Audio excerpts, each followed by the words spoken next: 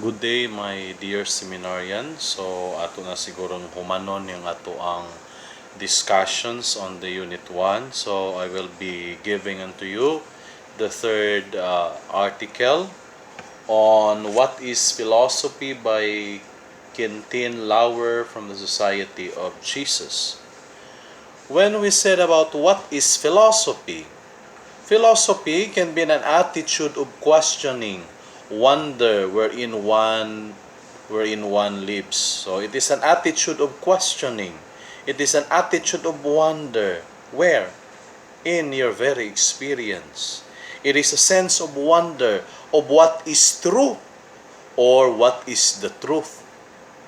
So, questioning. So, we could always associate philosophizing as an attitude of questioning. It is also an attitude of rationalizing. So, when we talk about questioning, we could say it is a process also of philosophizing. At the same time, a process of searching for meaning. So, when we speak about philosophy as an attitude of questioning, we said that questioning is a process of philosophizing, but more so, it is a process of search for meaning. So, when we talk about rationality according to Quentin Lauer, it means it is the mental capacity to structure of work. So, the mental capacity, no, atong kakayahan sa atong paghunahuna dayon na siya istruktura unsa yang buhaton. So philosophy is perennial. It challenges different body of knowledge. So mingutag it challenges different body of knowledge, so dili lang kay sa usa lang ka field. Even in the natural sciences nagihapon ang pamaagi sa pamamilosopiya. When you wonder about experience, you are trying to think about that experience to make it more profound and meaningful. So, when we are trying to make wonder, for example, so may nahitabo na ko ron, karong adlawa sa buntag, miadto ko og polyclinic sa Rigan, diin gi-exercise ang ako ang cyst dinhi sa akong dughan. So by that, unsa man ako nakita? Sa inguna na lang ba, series of events lang ba? O di ba kaha samtang nagapaabot ko sa doktor, nagasige po kog wonder, nagtinan-away sa mga masakiton nga nang gilinya. And then you have realized na ang kinabuhi di ay, no matter what, we will never be exempted from sickness. No? So, singuna na tag wondering about our experiences is actually we are trying to think. And we speak about thinking, according to Lauer, there is an attitude of questioning. Series of questions that we may be able to search for a meaning. Trying to think about our experience to make it more profound and meaningful. The question of how to experience. No? We could not deny that we have experiences. But how? How is our attitude in our experiences? That is why Lauer present a kind of diagram. From our experiences, then we question why. Bakit? No? Our experiences, we question why. Bakit? It is already philosophizing. It is an attitude of philosophizing. We start actually that attitude of philosophizing by questioning why from that given experience. But we do not stop only on the question why. We proceed on the what. What is this experience to me? Now, we are asking the meaning. At first, the question why disposes us to an attitude of philosophizing.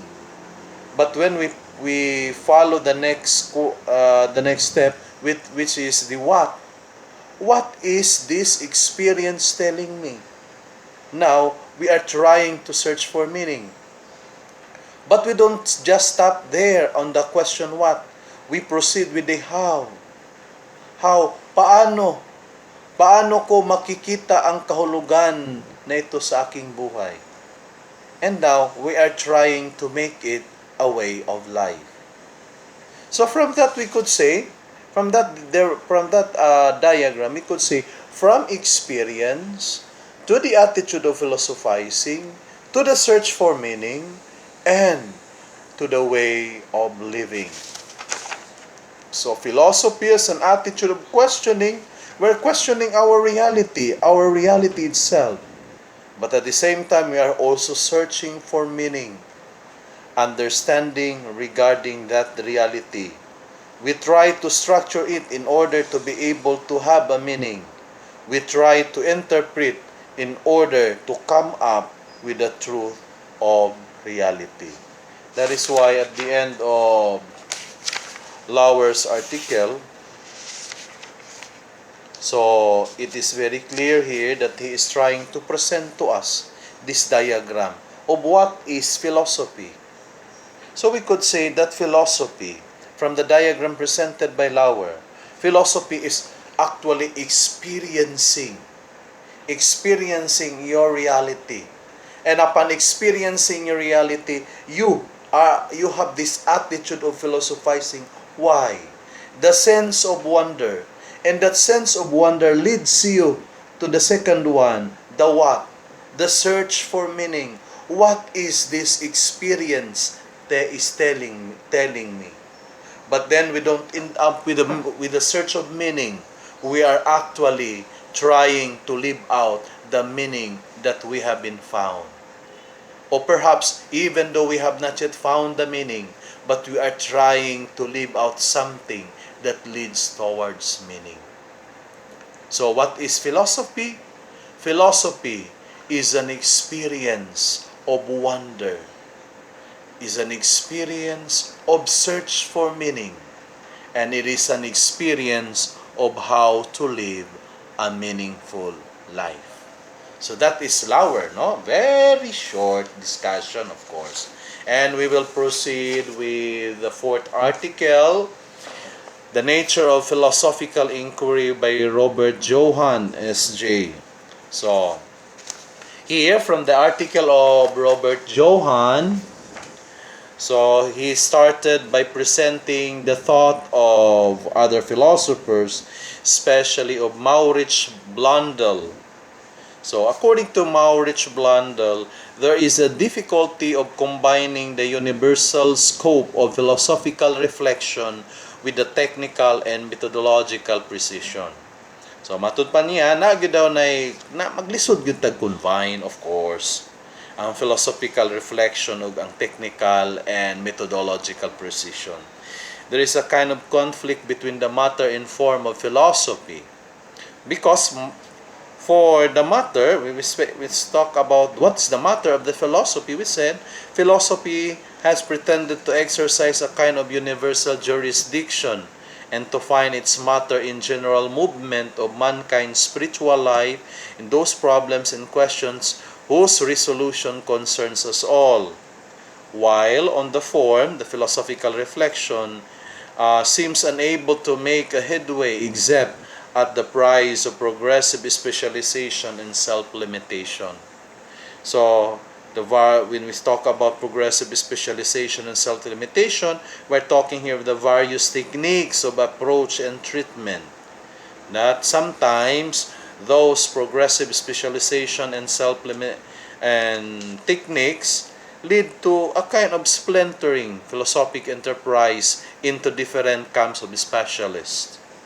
No? Kung ang matter niya, nagpretend ang philosophy to know everything, ang form pod niya, nagdelimit into such na by specialist na lang. So, sa ato pa, kung ikaw, nagtudlo lang kang medieval ra imo ha. Tudlo kag ancient ra ka. Contemporary, etc. Atong gireduce ang philosophy into those different specializations. Muna siya concern. Nakita ni Maurits Blondel ang dichotomy between the two.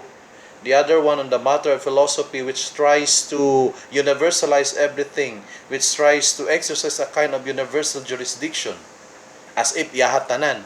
But here, when we talk about the form, the philosophical reflection, it delimits itself to specialization.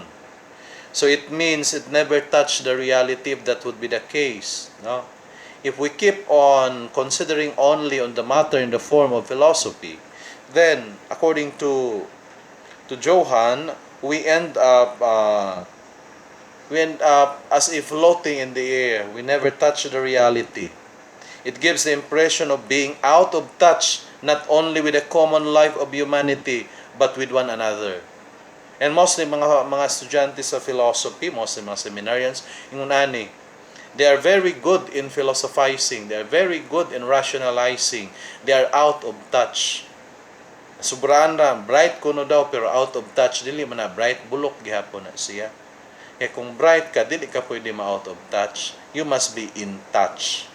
Pero kaya lagi, feeling ni mo hawd kay katapaminawon kay kuyaw ka imong mind nimo perti nimo bright ta, halos memoryado nimo tanang mga philosophical concepts, and you can even justify using those philosophical concepts. But if you are out of touch, then how can you be in this world?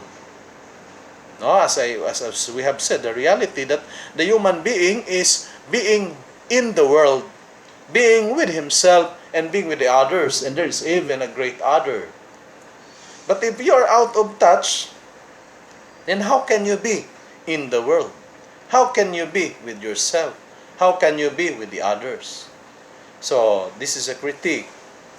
Whereas the special sciences, let's talk about the natural sciences, they have elaborated a kind of universal method of handling their several distinct and limited areas, using methods which makes possible not only communication but a cumulative and collective progress as well. So that's how the special sciences, no? When we talk about the natural sciences. While philosophers, on the other hand, adapting the universal object of their discipline to a whole range of special methodologies, indicative of individual biases and point of view instead of realizing the requirement of the subject matter. No? So, muna siya ang pamalandong using the thought of Maurich Blundell. Now from John Murray, no? That philosophy cannot solve its old problem with its old method. So according to him, according to John, the philosophy cannot solve its old problem by its old method. So philosophy should try to interpret this divergence path open up. So that's number one, to concentrate on perfecting a method to solve a problem, and the other one to be free to wrestle with the problem. So as a result, to concentrate on perfecting a method, the problem of philosophy, minimally a problem of form and methodology, and with minimum substance, while to be free from the wrestle with a problem is to set scientific form aside and wallow in metaphor and suggestion. The effect would be to leave human enterprise without rational guidance, and reason turns in and itself and life middles along. One cannot probe with any depth into the real nature of philosophical inquiry without developing along the way a fairly definite view of human life as a whole. In other words, what they are trying to say, Maurich Blundell and John Murray, is that we could not just end up bracketing everything in philosophy. So when we talk about the nature of philosophical inquiry, we could not just bracket them into different kind of discipline. That is why the author's position, so Robert Johann said, there should be a kind of ontological pragmatism. What is that? Views thematic knowledge as an instrumental function of experience aimed at the latter transformation. So, Johann said there should be ontological pragmatism. Gamito nato ang mga methods sa pamimilosopiya para matransform ang ating buhay. Hindi na gagamitin natin ang pamimilosopiya para maging sikat. Dahil hindi naman tayo magiging sikat. Dahil kung talagang sikat, sana ang dami na nag-aaral ng filosofiya. Pero marami nag-prefer ng engineering, medicine, civil law and whatsoever, kasi sila ang real na sikat. Pag philosopher ang tanungin mo, nako, kung titingnan lang natin ang pamimilosopiya as a kind of accumulating methods, theories, then we end up nothing, we end up floating in the air.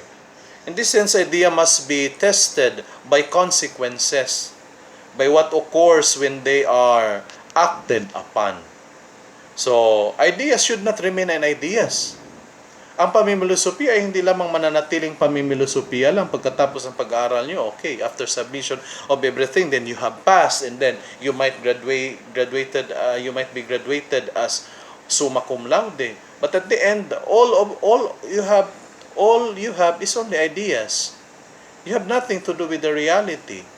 And if it's the case that you are not a human being, you're an alien, in other words, in a strict sense of understanding the author's position. Therefore, the nature of philosophical inquiry can only be its greater potential when put into practice for the enrichment of experience. As simple as that. No? Gagamitin natin, and the same as with the insight. We cannot go away from conceptual analysis. We need to analyze. But we should not paralyze everything by analysis only. We need to go back to the original meaning. Because life is not simply analyzing, but it is also about living. Gabriel Marcel in his primary and secondary reflection, nakita nato nga ang unang the primary reflection, we dissect everything in our experience. But in the secondary reflection, we try to unite all those experiences. And how could we unite that? Only when we put into our memory, when we put into our before our eyes, that man, the human person, is this essential fulcrum. He lived in this very concrete reality, very experience. So we should not forget that reality. And even in the language of Quinten Lauer, it is not only a matter of you know the why and then the what, but you must live on. So, philosophical attitude is not only about wondering or questioning. It is also searching for meaning. And searching for meaning leads to a way of life.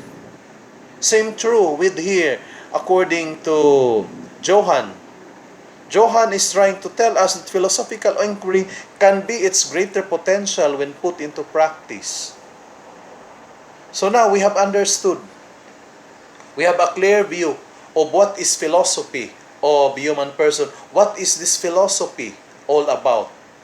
All about of the human person. And the existential fulcrum is the human person itself. Tayo, ako, ikaw, kayong lahat, tayong lahat na bilang isang tao, tayo yung tinawag ni Gabriel Marcel na existential fulcrum. Dahil tayo yung existential fulcrum, and then tayo yung namimilosopiya, wag lamang sanang manatili ng pamimilosopiya ra. Nagsige na taog browse og idea, and then after brainstorming, after floating out everything from all our discussions, we end up nothing dahil ang buhay, ang kinabuhi, wala man ma-reflect. O po na siya, i-associate nato na sa itong kinabuhi, isip mga seminarians, then, unsa man na nagamit nato sa itong pagtuon sa seminary? Na-translatar ba na sa daily life nato? O as if, mura lang taog, nagbalat kayo, nagtakuban, nag-present sa itong kagalingon nga we are well, but we are not. Tung kiwala man matranslatar sa atong kinabuhi ang ato ang mga nakatunan. Naganikan atong itudlo sa uban ang atong nakatunan. Let us teach to other what we have learned. And this learning is not only a matter of imuha lang, and then, but it should be lived out. Isa sa buhay natin. So ang ating Unit 1, when we go back to the very question in our Unit 1, Now, what is that? Now I'm giving the summary. The question, how does the activity of philosophizing lead to a better understanding of the human person as a free and conscious individual existing in the world? Then we could suggest, then we could say, according to the diagram used by Quentin Lauer, the activity of philosophizing is actually the activity of questioning, the activity of wonder, no? Amazement, the question why, bakit, ngano. We try to answer those questions, but we don't end up by answering just those questions of whys, but we proceed to the question of what. Upon learning all those things, what is this for me? Is this meaningful to me? Is this activity of philosophizing would really help me? There is an attitude of search for meaning. But we don't just end up of searching for meaning. Now that we have searched something, do we try to live it out? Ato bang gipuyan, live it out. So the activity of philosophizing leads to a better understanding of the human person. Then we have understood that human person is a free and conscious individual existing in the world. Though I am free, I am conscious individual, but I am existing in the world. I am aware that there is the presence of the others. I am aware that I am not living only for myself. I am living with the others, with a great environment we have. So how does the activity of philosophizing leads to a better understanding of the human person? Help us, number one, to wonder.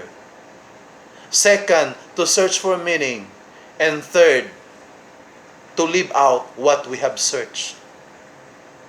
And we should not forget what Marcel said, kita, ikaw, ako, ang existential fulcrum.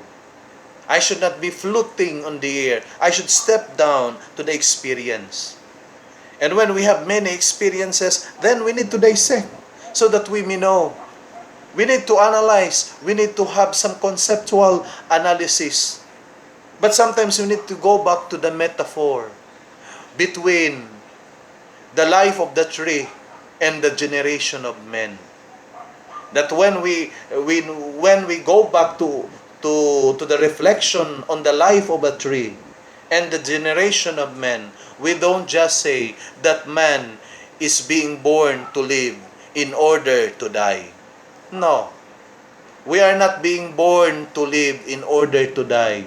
We are being born to live, to experience the life, and to experience also the life going to die. And at the end of our life, we realize that the process of birth and dying does not leave a vacuum in the middle, because there is the process, the unfolding of becoming of who we are. No? That's why when we go to the reality of death, there is another kind of philosophical thinking, the concept of the life after death, which we will be discussing on before we end our semester. So I hope, my dear seminarians, from our lessons, today I have just give the great summary of the nature of philosophical inquiry by Robert Johann and of Quentin Lauer's What is Philosophy? But I hope from the series of our discussion, from a very long discussions we have, I know you have submitted to me many papers, but try to ask yourself, pag-search ba nimo, pag-wonder ba nimo, nag-lead ba ni para to search for meaning? Ang search for meaning nimo, nag-lead ba towards how to live? If not, my dear seminarians, go back. Go back and reflect. According to Socrates, an examined life is not worth living. We need to examine our life daily. And examining our life, recollection of our life, dissecting our life would help us to know something. But it leads to a greater knowledge. And then, when you live in the reality of this world, you will be amazed. You will be searching for meaning. And you will be living it out. So I hope na ang atong discussion in this Unit 1, Philosophy and Human Personhood, helps you to discover something in yourself. Philosophy of human person without the person is not philosophy at all. Okay? It is just an intellectual masturbation. We're just exercising our mind for something pleasurable. But no, our mind is not there, just there. Our mind is being put by God on our top so that we may always, it might oversee on the way how we walk through life. Okay, and I hope that you have understood well our discussion, and perhaps by tomorrow or by next week, God wills, I will give you the course outline on the unit 2, on the unit 2. Okay, I hope you God bless and enjoy your weekends and your undas. As I have said, I will not be giving you any more midterm exam. Rather, we will proceed with our unit 2. May the Lord bless you all, then the Father, the Son, the Holy Spirit. Amen. Grazie. Thank you.